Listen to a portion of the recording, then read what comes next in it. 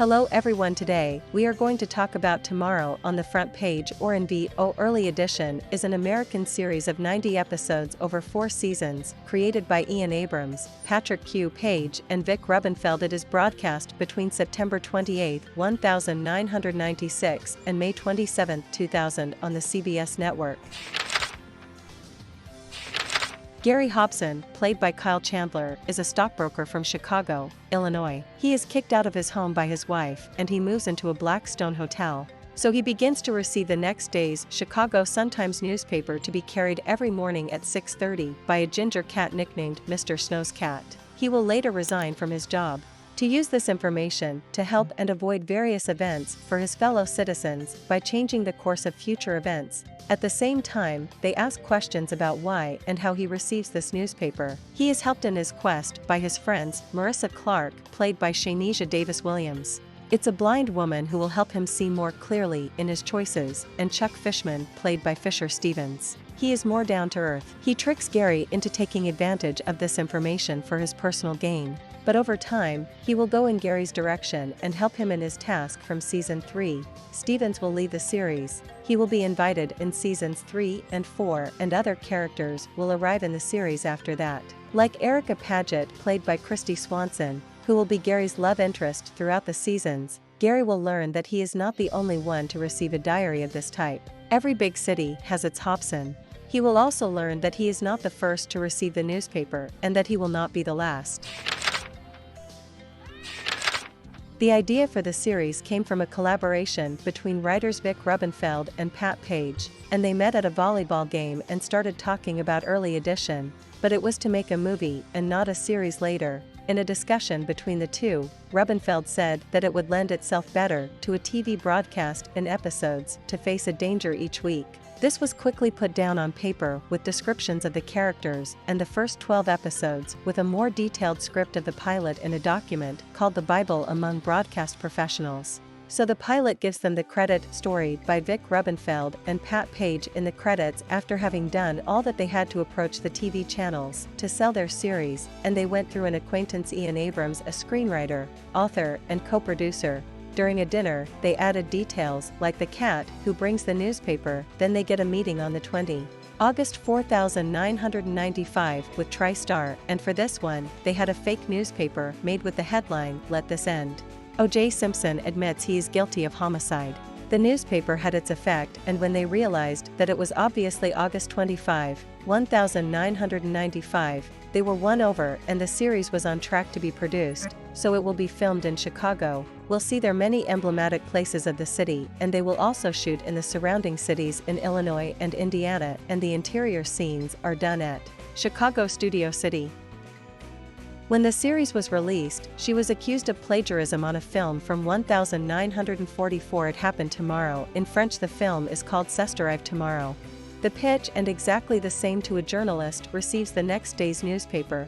But the creators of Tomorrow on the Front Page claim that the series has nothing to do with this film, but on Wikipedia, it is still written inspired by this film, so we don't know who is right, but hey, it looks a lot like it.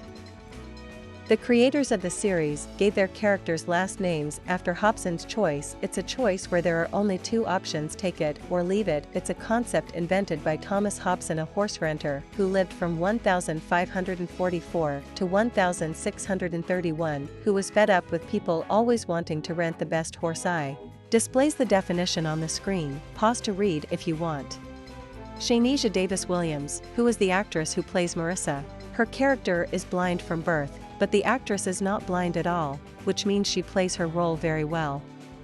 The newspaper Gary receives every day was really printed by the Chicago Sun-Times for the purposes of the series. Above all, it was a nice advert for them, and several times in the series. If we look closely at the newspaper, we see that the titles do not correspond to what is written in the articles, and at the beginning of the series, there are even date errors that are made with the chronology of the episode's broadcast, and however, it was quickly rectified. The cat Carl, or Snowcat, who plays the role of the cat, is not credited in the credits, but it is mainly several cats who were used for the series. The first is 11 years old and named Panther. He did a lot of different things in the first season, and he also needed an understudy, because you can't teach a cat too many stunts. It's not like dogs, so Carl arrived to do other things more complex than walking around and sitting on the newspaper. The third cat is called Pila. It is he who will be used for action scenes, where you have to run or squeeze through cramped places. In this series, there is also Marissa's dog named Spike, played by Trucker, and he will be the only dog to take on this role. It is basically a dog trained for search and rescue and not for work with the blind, and the actress Shaynesia was not comfortable with him. She did not like big dogs, but over time the relationship between these two was created. And the complicity arrived for the black cat in the special Halloween episode. It is an old cat, which is used. There are no special effects, and they did not paint one of the other 3 cats at all usually used. And Bill Casey also took care of all the animals in episode 17 of season 2, where there were cows, snakes, rats, dogs, cats, rabbits, and even an alligator. On the other hand, he didn't take care of the little monkey that Gary tries to save in this episode. The departure of Chuck, played by Fisher Stevens, completely changed the series, and they had to create the role of Erica Paget, played by Christy Swanson, with their flirting not particularly adding much to the series. In addition, with his kid Henry Paget, played by Miles Jeffrey, who will hamper certain episodes a bit, and it will create not very exciting scenes, and he will be at the origin of one of the most absurd episodes of the scene, that of Halloween. Fisher's departure also led to changes in the series narrative. He was the one doing the voiceover, and after he left, and they made it happen, by Gary, then after that by Marissa, before being completely abandoned, and the theme of the credits will also be modified. I'll talk about it later. Kyle Chandler got the opportunity to direct an episode, and Fisher Stevens got to do the same. The building used for the exterior shots of McGinty's bar was once used by the Chicago Fire Department, and last we heard, the facade still exists, but the premises is empty and appears to be under renovation. The series has had some crossovers, one with the series Chicago Hope and another with the series Martial Law. There is another special episode. At the end of an episode of season 2, we discover that the episode is in fact a story of the Twilight Zone or the fourth dimension with us. The secret of the diary and where it came from will be kept until the end. We will never be the truth. In episode 20 of the last season, some revelations are still made. We learn that Gary was saved by Lucius Snow in his youth, and that he passed on a Swiss Army knife to him, making him his successor when he can no longer assume his mission. And Gary will do the same in this episode. He will give his knife to Lindsay Romick, a little girl who has just lost her grandfather, and so when Gary will no longer be able to accomplish his mission, it's this little girl who will take over, making them a long line of chosen ones. Lucius Snow will even say that they are the messengers of time and that they must fulfill their mission with honor.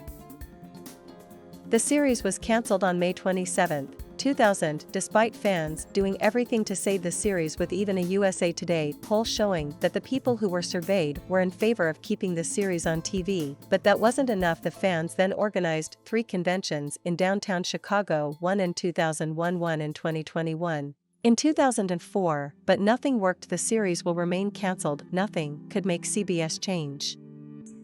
And there are quite a few guests who appeared in the series, and in particular stars of the American small screen like Anna Klumsky, Fivish Finkel, Felicity Huffman, Ken Jenkins, Jane Krakowski, Laura Layton, Robert Duncan McNeil, Cynthia Nixon, Polly Parrott, Robert Picardo, and Michael Shannon.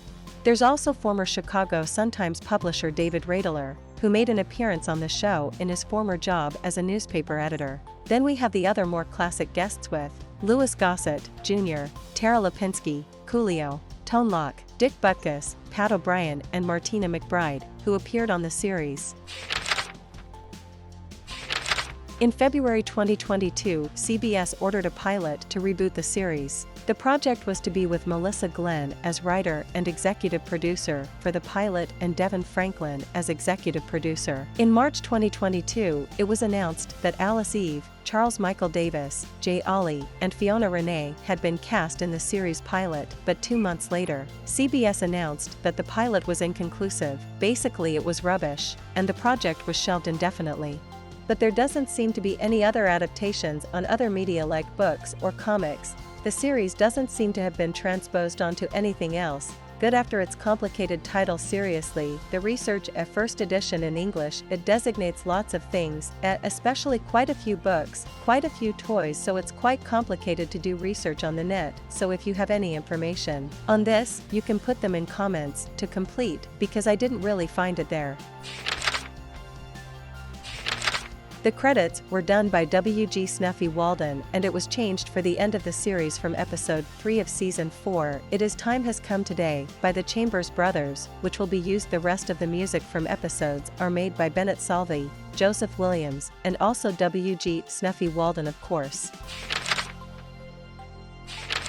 The series has not been released on DVD in France. The DVDs are only in English. It is not available on traditional platforms, so System D to get it or wait for a possible rebroadcast on any platform or TV channel. Otherwise it's quite a family series. It's a lot of happy endings. It's a good series for those who are tired of seeing detective series from everywhere. It's still watchable without any problem. It reminds young people that before the cell phone, there was the newspaper, and we always had our noses in something. In fact, personally, I liked this series. I saw a lot of it. It was always fun to watch. Like Dr. Quinn and a series like this, it's quite simple and effective, with no big stakes. It's just about having a good time. So that's it for this series. Don't forget the YouTube stuff.